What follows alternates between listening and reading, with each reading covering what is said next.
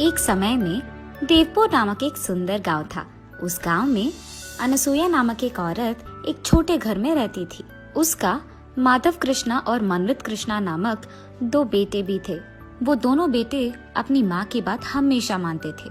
एक दिन अनसुया उसके घर के बाहर बर्तन साफ कर रही थी।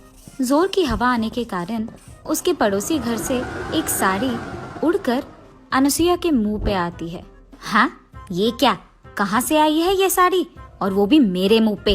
इसको ढूंढते हुए किसी के आने से पहले ही मुझे इसका रूपरेखा बदल देना होगा। ये फैसला करके वो तुरंत एक कैंची से वो साड़ी को काटने लगती है। इतने में उसकी पड़ोसी सुजाता उसकी साड़ी लेने वहाँ आती है और अनसुया को उसकी साड़ी काटते हुए देख, अनसुया, ये मेरी नई साड़ी है। कोई जानबूझकर तुम्हारे घर में इसे नहीं डाला है। ये हवा की वजह से आ गया है। कृपा करके इसे काटो मत, मुझे दे दो मेरी साड़ी। जब तक मैं तुम्हारी साड़ी को टुकड़े टुकड़े ना कर दूं, तुम्हें समझ में नहीं आएगा कि गलती से भी तुम्हारी साड़ी को मेरे घर में नहीं आना है, समझे? ये कह के वो उसके फैसले के अनुसार ही उस साड़ी को टुकड़ों में काट कर ही उसके पड़ोसी सुजाता को देती है। और क्योंकि सुजाता को अनसुया के बारे में पता है, वो कुछ ना कह पाती है और वहाँ से चुपचाप उन टुकड़ों को लेकर चले जाती है। ऐसे ही अनसुया उसके बुरे बर्ताव से उस गांव में सारे लोगों को हर दिन परेशान करती थी। एक दिन एक औरत उसके बेटे का विवाह का निमंत्रण देने के लिए अनसुया के घर आती है। उस निमंत्रण को देख अनसुया भी सोच में पड़ जाती है और ये फैसला करती है कि उसके बेटे का भी वो शादी करवाएगी। लेकिन मेरे बारे में जानते हुए भी कोई इस गांव में मुझे मेरे बेटे के लिए एक बहू नहीं देगा, इसीलिए मैं पड़ोसी गांव में जाकर मेरे बेटे के लिए एक अच्छी पत्नी ढूंढ कर लाऊंगी। ये फैसला करके वो अगले दिन पड़ोसी गांव में जाकर एक बड़े घर की बेटी स्वप्ना को उसके बड़े बेटे से विवाह निश्चय करती है और ऐसे उन दोनों का शादी करवाती है। स्वप्ना नई नवेली दुल्हन होने के कारण शुरू में अनसुया उसे कोई काम नहीं कहती है और उसे प्यार से देखती है। ऐसे कुछ दिन बीत जाते हैं।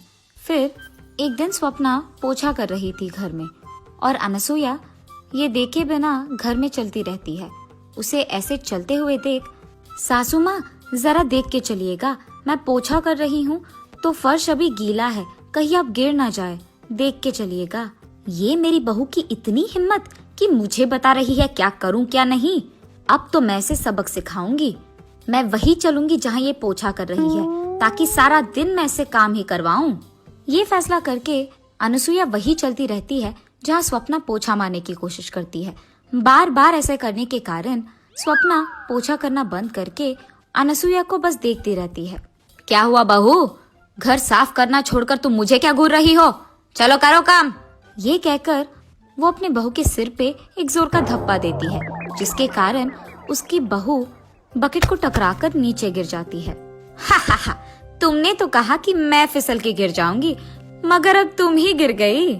ऐसे ही पड़ी रहोगी कि काम भी करोगी? चलो लग जाओ काम पर। ये कहकर वो हंसते हुए उसके कमरे में चले जाती है। चलो ये तो देखते हैं कि मेरे बहू ने घर साफ किया कि नहीं।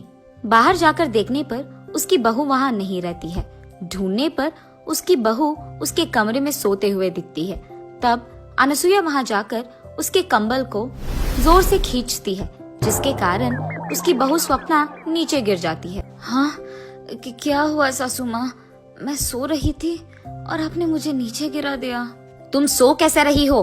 तुमने क्या सोचा घर का काम हो गया? खाना कौन पकाएगा?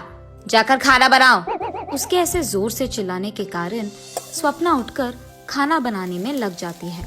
ऐसे ही अनसुया हर रोज उसकी बहू स्वप्ना को कोई न कोई कारण लेकर उसे दुख पहुंचाती ही रहती थी और भला बुरा कहती थी। और दूसरी तरफ स्वप्ना उसकी सासू माँ को कुछ न कह पाने के कारण चुप ही रहती थी। ऐसे कुछ दिन बीत जाते हैं। एक दिन अनसुया उसके घर में टीवी देख रही थी और अचानक उसका छोटा बेटा शादी करके बहू को उसके साथ घर ले आता है। ये देख अनसुया चौंक जाती है। मनवित, मुझे तुमने एक भी बात बताए बिना शादी कर लिया? तुम क्या समझ रहे थे? माँ, आप मेरा यकीन कीजिए, अगर आपको पता चला कि मैंने ये शादी क्यों किया तो आप बहुत खुश होंगी। पहले हमें अंदर तो आने दो। उसके बेटे के ऐसे कहने के कारण वो उन दोनों को अंदर बुलाती है, लेकिन किसी से कुछ भी बात नहीं करती है और सिर्फ उसके कमरे में जाकर बैठ जाती है। ये सब देख मनवित उसके माँ के पास जाकर ऐसे कहता है, माँ, मेरी पत्नी प्रिया बहुत ही अमीर है, इसीलिए मैंने आपसे पूछे बिना शादी कर लिया। उसके माँ बाप के बाद वो सारा जायदाद हमारा ही होगा। क्या? मेरी बहू अमीर है? अरे बेटा, तुमने ये बात पहले क्यों नहीं कहा? मैं सोच रही थी कि तुमने किसी ऐरे गैरे से शादी कर लिया। जैसे ही अनसुईया को पता चलता है कि उसकी छोटी बहू अमीर है, वो सारे काम उसके बड़ी बहू से करवाते हुए उसकी छोटी बहू की बहुत अच्छी देखभाल करती है। एक दिन जब उसकी बड़ी बहू काम कर रही थी, अनसुईया उसके पास जाकर ऐसे कहती है, ए स्वप्ना, कितनी देर पकाओगी खाना ऐसे? मेरी छोटी बहू भूखी होगी शायद, मुझे जल्दी जाकर उसे खाना देना होगा, जल्दी करो। ऐसे कहती ही रहती है कि वहाँ से गुजरते हुए प्रिया को ये सारी बातें सुनाई देती है। फिर प्रिया उसके मन में ऐसे सोचती है, हाँ, तो इसीलिए मेरी सासू माँ मेरी इतनी अच्छी ख्याल रखती है, क्योंकि मैं अमीर हूँ, वरना मुझे भी उसकी बड़ी बहू की तरह सारे काम करवाते हुए दुख पहुँचाती थी। ये सोचकर वो उसके कमरे में चले जाती है। जब सासू माँ प्रिया के कमरे में जाकर उसे खाना देती है, तब प्रिया खाना खाते हुए ऐसे कहती है, सासू माँ, ये सारे व्यंजन ना बहुत ही स्वादिष्ट है। हाँ बेटी, ये सारे व्यंजन ना मैं ही करती हूँ हर रोज। इस घर में सालों से खाना मैं ही पका रही हूँ। मेरे दोनों बेटों को भी मेरे हाथ का खाना ही बहुत पसंद है। तुम्हें जब भी कुछ चाहिए ना, बस मुझे एक आवाज दो, मैं तुम्हारे लिए वो बना दूंगी। हाँ, मेरी सासू माँ को पता नहीं है कि मुझे पता है कि वो झूठ कह रही है। मैंने तो उनका असली स्वरूप देख लिया। अब देखो मैं उन्हें कैसे दौड़ाऊंगी। ऐसा कुछ करूंगी कि इनको आराम करने का 1 मिनट का वक्त भी ना मिले। ये फैसला करके वो अगले दिन उसकी सास के पास जाकर ऐसे कहती है, सासू माँ, आज मुझे गरम गरम वड़ा खाने का मन कर रहा है, आप मेरे लिए बनाएंगे? मैं भी आपके पास खड़े होके सीखूंगी कि कैसे बनाते हैं। अरे रे, अब तो मैं अपनी बड़े बहू से भी ये बनवा नहीं पाऊंगी, क्योंकि ये लड़की तो मेरे बगल में खड़े रहना चाहती है जब मैं वड़ा बनाऊंगी। अब तो मुझे खुद से ही करना होगा। और ऐसे वो खुद प्रिया के लिए वड़ा बनाने लगती है। सासू माँ, सिर्फ वड़ा नहीं, उसके साथ खाने के लिए एक मांस का भी व्यंजन बनाइए ना। ऐसे प्रिया तब से हर दिन कोई ना कोई काम उसके सासू माँ से करवाती रहती है। ऐसे ही एक दिन प्रिया उसके सासू माँ से पकौड़ी बनवाती है और अनसुईया उसके बहू के लिए पकौड़ी बनाते हुए उससे ऐसे कहती, बेटी, तुम्हारा पति ना इसी गांव में कोई अच्छा व्यापार करना चाहता है, इसीलिए तुम एक काम करो, अपने घर जाके कुछ निवेश के पैसे लेके आना बेटा, तभी तुम्हारा पति कुछ कर पाएगा। सासू माँ, आपको अभी भी शर्म नहीं आया? मैं जानबूझकर आपसे ये सब काम करवा रही हूँ और फिर भी आप मुझसे कह रहे हो कि मैं पैसे लाऊं? आपको क्या लगा कि मैं आपके बड़ी बहू की तरह आप जो भी कहे मान लूंगी? नहीं होगा। क्या तुम ये सब जानबूझकर कर रही थी? अब देखो तुम्हारा मैं क्या हाल करूंगी। मैं तुम्हारे मायके से पैसे हासिल करके ही रहूंगी। ये फैसला करके वो रोते हुए उसके छोटे बेटे के पास जाकर जो भी हुआ बोलती है, माँ, आप फिक्र मत कीजिए, आप जैसे सोच रही हैं वैसे ही होगा। मेरी पत्नी आपकी सारी बात मानेगी और मैं कैसे पैसे ला कर ही रहेगी।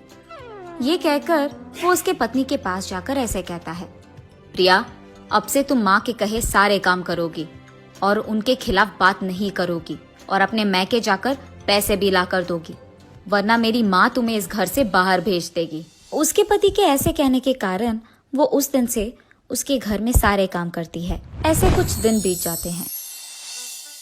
फिर अचानक एक दिन सरकार घोषित करता है कि कोरोना वायरस नामक एक भयंकर वायरस देश में फैल रही है और लोगों को एक दूसरे से 2 गज की दूरी निभाना पड़ेगा। और इसी फैलने को रोकने के लिए सरकार लॉकडाउन का आदेश देती है। उस लॉकडाउन के कारण लोगों को बाहर जाने की इजाजत नहीं थी, इसी कारण सभी लोग घर पे ही रहते थे। लेकिन प्रिया उसके घर में सारे काम खत्म करके उसके पड़ोसी के घर जाकर हर रोज उनसे बात करती थी। एक दिन ये सब देखकर उसकी सास प्रिया से ऐसे कहती है, प्रिया, सरकार ने हमारी सुरक्षा के लिए लॉकडाउन का आदेश दिया है और तुम यहाँ बेपरवाह पड़ोसी के घर जाकर बात कर रही हो। अगर तुम्हें कोरोना आया या तुम्हारे कारण हमें कोरोना आया तो हमारा क्या होगा? इसलिए आज से तुम बाहर नहीं जाओगी। आपको शायद डर है कि आपको कोरोना आएगा, लेकिन मुझे ऐसा कोई डर नहीं है।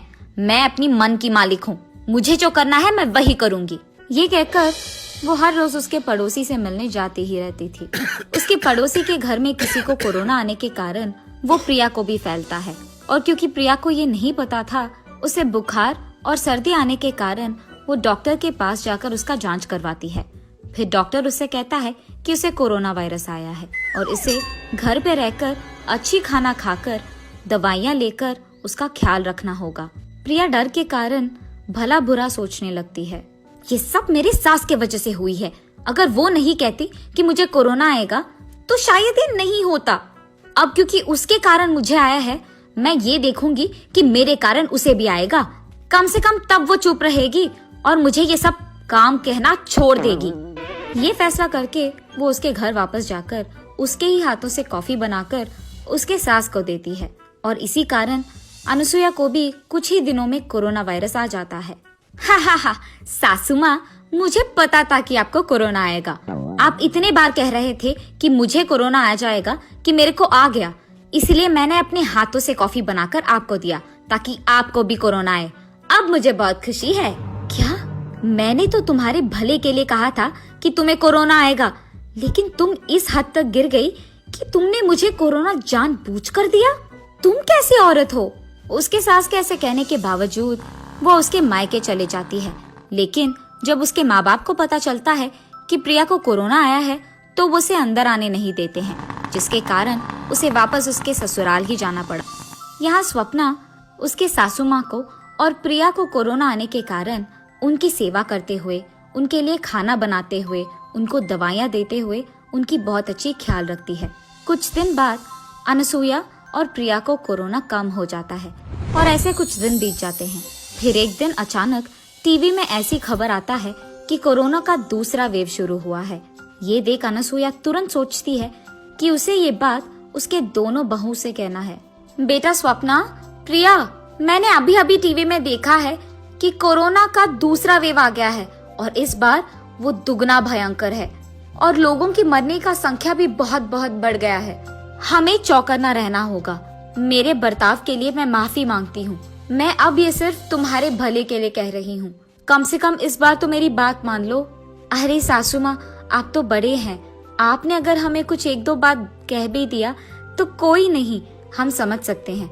आप हमारे भले के लिए तो कह रहे हैं।